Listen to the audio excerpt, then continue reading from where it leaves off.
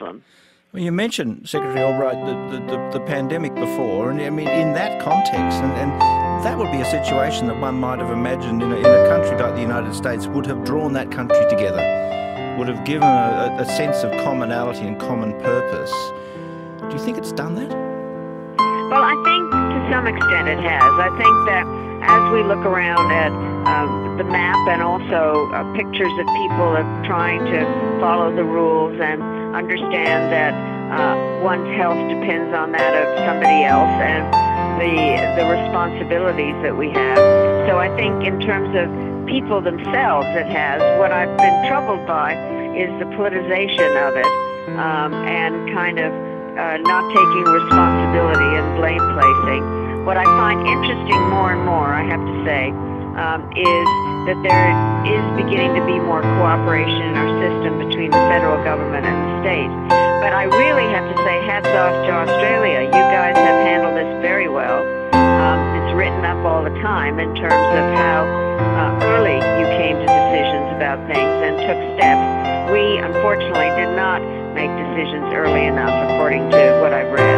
We cannot just decide that, it's the end of the world. I mean, there are ways that we have to change the way we operate, understand the interconnectedness. I think that's the part that's so interesting.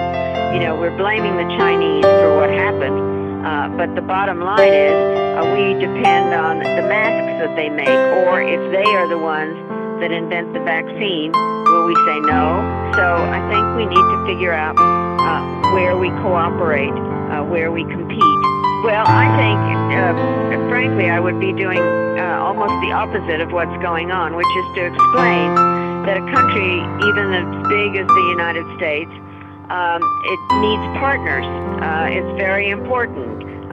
You can't solve these problems alone. It doesn't take a genius to figure out that climate change affects everybody, or nuclear proliferation, or pandemics, and that therefore diplomacy is the language where we try to develop partnerships and work together. Some of the scientists and doctors say that there could be other strains later on. This could come back in the fall in a limited way.